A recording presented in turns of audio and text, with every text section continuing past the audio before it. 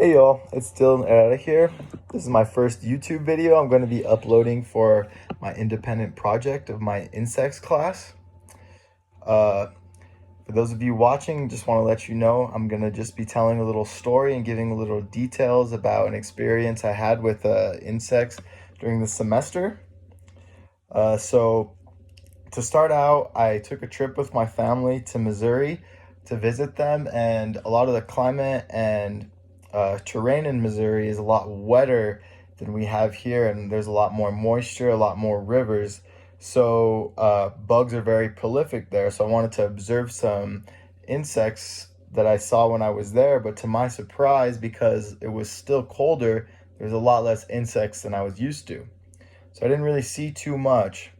I went out turkey hunting actually in the deep woods with one of my cousins, and I was surprised because you usually at least get a few ticks on you, or you'll see ticks, and I didn't see any whatsoever. So when I got home, I was bathing and I took off my sock and I saw there actually was a small black spot on my leg, and I knew exactly what it was when I saw it. It was a tick that was embedded in me. And I pulled it out and I was like concerned. I checked the rest of my body. I didn't find any. And when I was actually bathing, I was washing my back and it felt like a pimple. And I pulled the pimple and it was actually another tick. So I just want to detail some of the things about these ticks and tell you guys some of the things that I've learned from the research that I've done. So the species of tick that I actually had on me is called a Lone Star tick. And the reason I found that out is because they're identified by a small white spot that they have located on their back. And the one on my ankle didn't have that spot, but the one on my back did. And the one on my back was a bit larger. And I found out that the Lone Star tick, the reason for their name is because of the star on their back, but the star is only in the female ticks. So the tick that was located on my shoulder was a female tick, and it was actually a lot larger in size than the one located on my ankle. And that's due to the fact that these females have to produce thousands of eggs, so they need a lot of blood from their host to nourish these eggs. Therefore, they have a larger body. Uh, the tick that was on my ankle was a little bit smaller, about the size of a seed that would come on a bagel, like very small. Um, Ticks are very interesting, and this specific species of tick are very aggressive in the fact that they seek out their host instead of some species of ticks that let their host come to them. These ticks will seek out their host and find host to attach to. And it's a real common misconception that these ticks embed their entire head inside of their host. They actually just put the mouth inside of their host.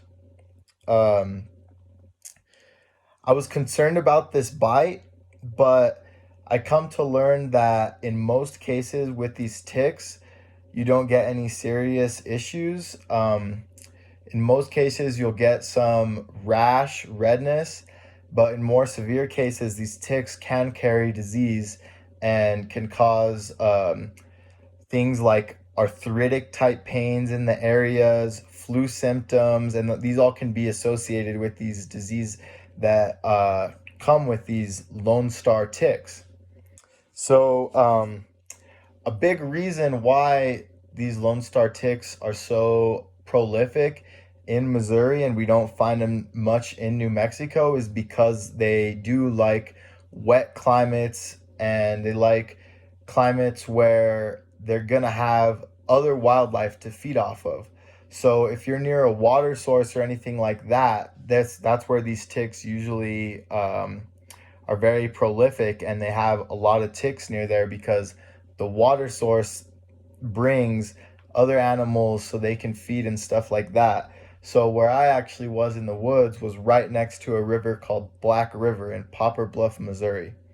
So in this area, you'll see a lot of turkeys, a lot of deer, and animals like that. And the reason why these ticks are so prolific in the area is because they have so many hosts to feed off of. And as long as it's a warm-blooded species, the tick will go to it. Like it will get on deer, it will get on dogs. I was surprised to find ticks on me. I thought that they would only be on animals, but I actually found them on myself. So that's just a really interesting experience I had with insects and this specific type of tick. And I found out that there's many types of ticks in Missouri, but the Lone Star tick is like the most prolific that you'll see.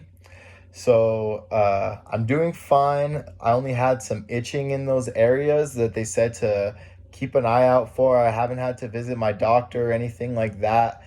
I kind of was scared when I first saw about the tick because you hear about so many diseases and stuff like that, and I didn't want to have Lyme's disease. So I'm still keeping an eye out, keeping watch. If I develop any symptoms, if I feel any fatigue or anything like that, that's a big symptom of Lyme's disease.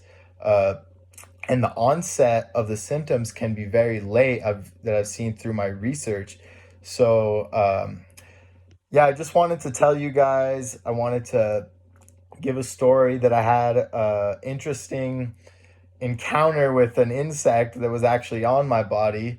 Instead of it being a pet like many others might have made a video for, this one was attached to me, which I wasn't used to. We're not accustomed to that here in New Mexico. So I hope you guys got a kick out of an interesting experience I had with insects. Thank you guys so much.